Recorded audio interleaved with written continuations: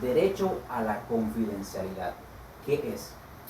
La confidencialidad ha sido definida por la Organización Internacional de Estandarización en la norma 2702 como garantizar que la información es accesible solo para aquellos autorizados a tener acceso, y es una de las piedras angulares de la seguridad de la información. La confidencialidad es uno de los objetivos de diseño de muchos criptosistemas. Esto es importante.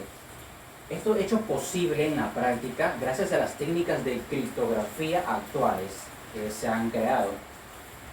Por otra parte, la confidencialidad es la garantía de que la información personal será protegida para que no sea divulgada sin consentimiento de la persona.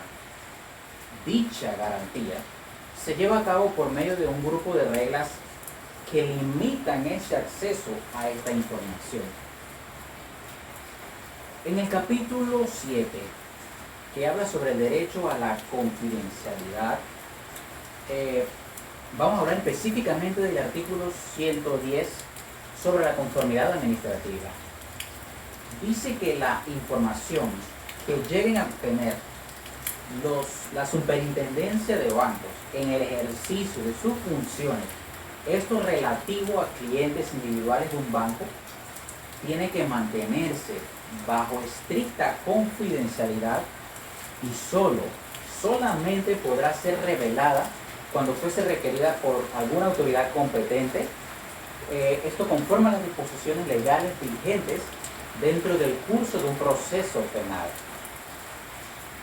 Por otra parte, la superintendencia, incluyendo a todo su personal, y exactamente también a los auditores externos, asesores, administradores interinos, reorganizadores y liquidadores designados por esta superintendencia, deben, por protección de la persona, guardar la debida confidencialidad, sobre todo la información que se le haya sido suministrada a estos o que hayan obtenido conforme a este decreto ley del cual estamos hablando, mencionado exactamente en este artículo 110.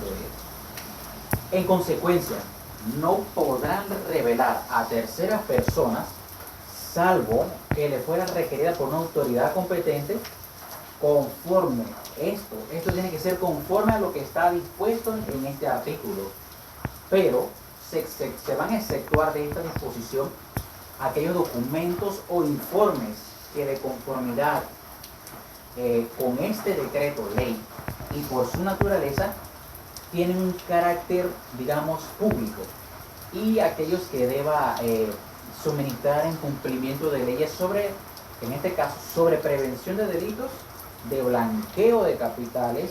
Podemos mencionar otro que es el financiamiento del terrorismo y, para no alargarnos, otros delitos relacionados.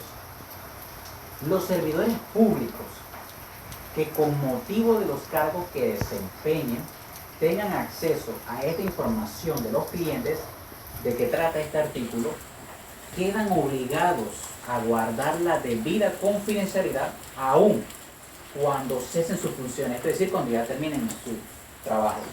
Se exceptúa lo dispuesto en el presente artículo la información que por razón de la supervisión consolida la superintendencia deba compartir con entes supervisores extranjeros al amparo del artículo 64 y 65 de este artículo. Otro artículo que podemos mencionar es el 111, la confidencialidad bancaria. Dice que los bancos solo divulgarán información acerca de sus clientes o de las operaciones con el consentimiento de estos. Los bancos no requerirán el consentimiento de los clientes en estos siguientes casos. Vamos a mencionar el primero. Cuando la información fuese requerida por una autoridad competente de conformidad con la ley, eso sí. 2. Cuando por iniciativa propia deban proporcionar en el cumplimiento de las leyes relacionadas con la prevención de delitos, blanqueo de capitales, financiamiento de terrorismo y delitos relacionados que los acabamos de mencionar. 3. Las agencias calificadoras para fines de análisis de riesgo y de datos con fines contables y operativos. En el caso de los numerales 3 y 4, se trasladará en el pleno derecho a la obligación que va a tener que mantener la confidencialidad de la información suministrada estas en el proceso. A nivel general podemos considerar que el secreto bancario, como una legislación que permite y obliga a bancos y entidades financieras a mantener de forma confidencial la información que tienen de sus clientes ante terceros. Incluso aunque estos terceros podrían ser administraciones públicas o tributarias, que en algunos casos se da. El secreto bancario hace referencia a datos de carácter personal y económico que incluyen depósitos bancarios, por mencionar uno, número dos, números de cuenta u operaciones bancarias, para no alargarnos. Este no debe confundirse con el secreto profesional, veamos la diferencia, el cual regula la discreción para entidades financieras, pero que no ofrece ni mucho menos el mismo nivel de protección. El verdadero secreto bancario está protegido por la ley o incluso por la Constitución, como tenemos un caso o un ejemplo que es el legendario secreto bancario suizo. ¿Qué pasa con este? Este prevé severas multas o incluso penas de cárcel para cualquier empleado de banco que revele sobre cuentas o transacciones de sus clientes. El secreto bancario en la República de Panamá tiene una serie de características que lo hacen único y las repasaremos. Repasaremos algunos de estas características o de estos puntos esenciales y vamos a relatar cómo funciona. Es muy interesante. ¿Sabían ustedes que la Comisión de Economía y Finanzas de la Asamblea Nacional de Panamá aprobó el 27 de abril de 2015 la Ley contra el Blanqueo de Capitales, el financiamiento del terrorismo y la proliferación de armas de destrucción masiva? Es un dato muy interesante. En sí, esta norma dicta en su artículo 49 específicamente que la información obtenida por un organismo de supervisión y la unidad de análisis financiero debe de mantener bajo estricta confidencialidad y solamente podrán suministrarla a terceros mediante una orden de la autoridad judicial. Este punto mejora notablemente la situación anterior y asegura que la confidencialidad de los clientes estará totalmente resguardada. Un punto muy interesante, no se lo olvide.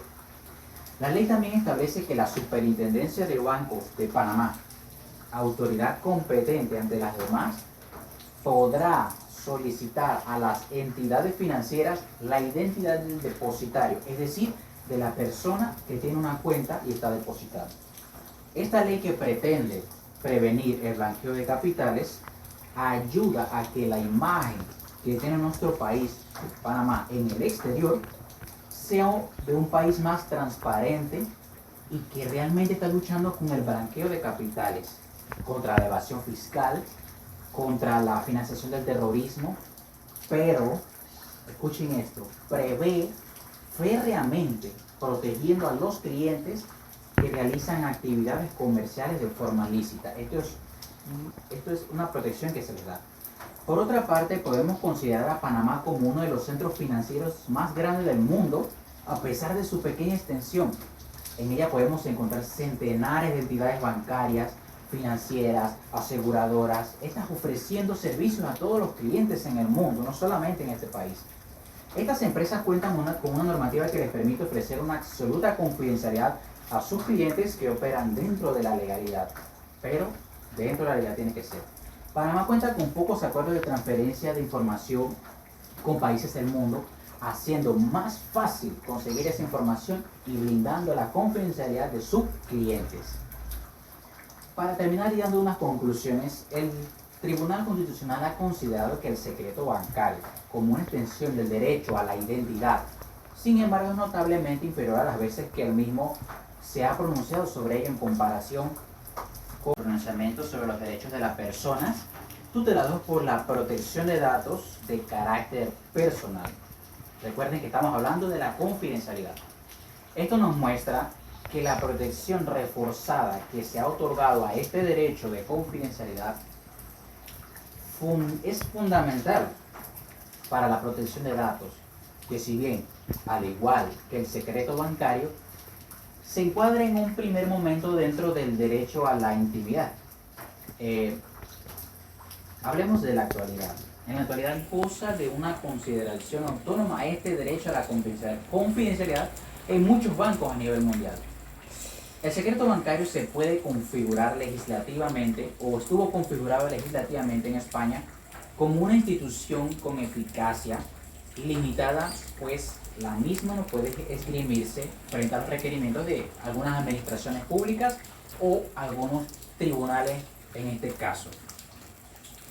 En lo que se refiere a las novedades legislativas que sobre esta figura se localizan, hay que destacar que aparece una tendencia al levantamiento del secreto bancario en algunos ámbitos. Esto se da en ciertos países, no mencionaré nombres, pero sí en algunos.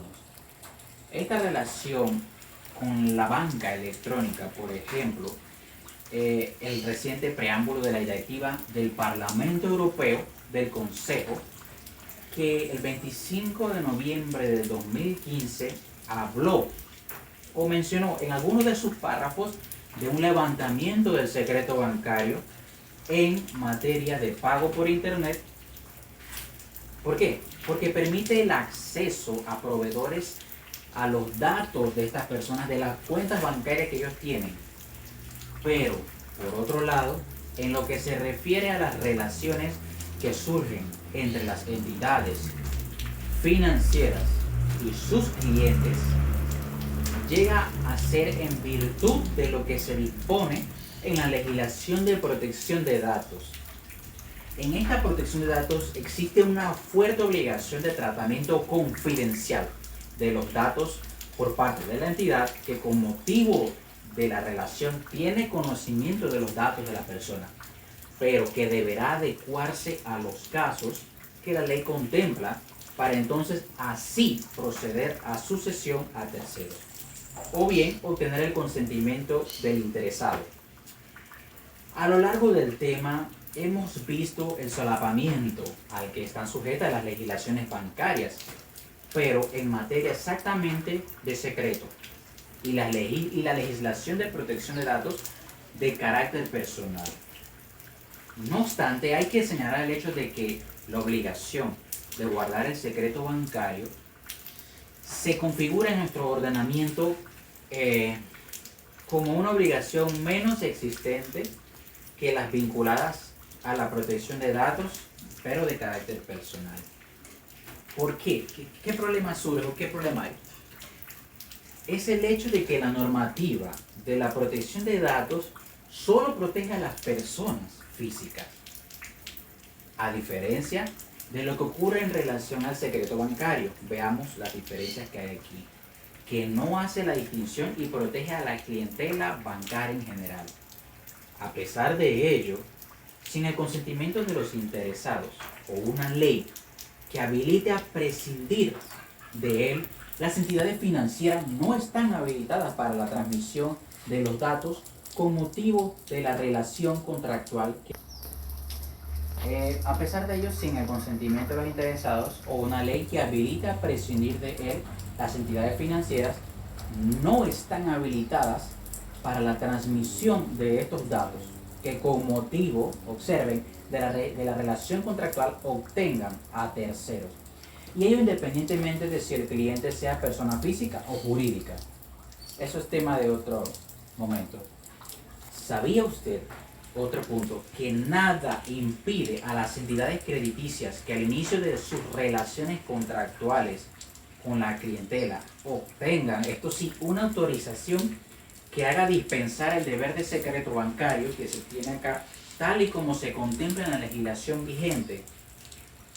Es por todo ello que se observa que el secreto bancario, como un obstáculo de menor fuerza, lo afirma el profesor Emilio Díaz Ruiz en uno de sus libros. Menciona, dice, parafraseándolo, no toda infracción a la legislación de protección de datos que puede llevar a cabo una entidad de crédito será necesariamente un supuesto de infracción del secreto bancario, pero será muy difícil pensar En una situación en la que se quiebra el secreto bancario, que no sea simultáneamente una fracción de la legislación de protección de datos.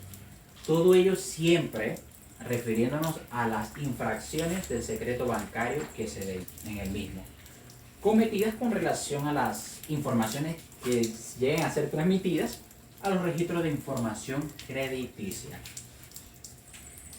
Pese a todo ello, las innovaciones que llegan de la mano del tratamiento de datos, como es el Big, un ejemplo, Data, el Big Data, parecen despertar nuevos desafíos jurídicos en lo que se refiere. Esto para ya concluir. Se refiere a las carencias observables en la normativa actual, no solo de secreto bancario, sino de protección de datos de carácter personal. Los nuevos procesos que trae consigo esta tecnología implican la anonimización de los datos una vez recogidos. Esto quiere decir que protege el anonimato de la persona, más confidencialidad este nuevo sistema. La búsqueda de correlaciones entre ellos y por último, protege la interpretación de los mismos para obtener conclusiones sobre el comportamiento de los clientes bancarios, solamente en este caso. Pero todo este problema surge en relación con la segunda de las fases, que lleva a la categorización de estos clientes en función de sus costumbres de demanda o el pago y el desconocimiento de los interesados y del modo en que se tratan estos datos y las consecuencias. Tal gestión va a tener para ellos algún problema. Como se ha visto en epígrafes anteriores, en otras presentaciones, estas técnicas no tienen que ser del todo fiables, pues a veces pueden significar errores como la clasificación de un cliente bancario como de un alto riesgo de impago, a veces se dan estos casos, pero no es del todo. Por ello sería conveniente un avance en la legislación actual en lo que se refiere a la información de interesados cuando se usan datos para tomar este tipo de decisiones que les afectan en definitiva, para posibilitar una mejora en el control y el mejor uso de los datos por parte de los propietarios, es decir, los clientes de este banco. En este sentido, se puede concluir que uno de los problemas centrales que debe ser reformado en la legislación actual gira en torno al consentimiento, a la información y control que los interesados deben poder tener acerca del tratamiento que se les otorga a los datos de ellos. Con esto quiero hacer referencia a que no solo es imprescindible la información acerca de los datos que van a ser tratados, sino de cómo son tratados y de las consecuencias que tal gestión que se lleve a cabo va a tener en los interesados. Por tanto, es necesaria una evolución jurídica para adaptarse a las innovaciones y poder establecer mecanismos de control, para poder así asegurar a la ciudadanía en general un correcto uso de sus datos con la confidencialidad, mitigando de esta forma los riesgos que tales innovaciones pueden llevar implícitos. Gracias por esta presentación.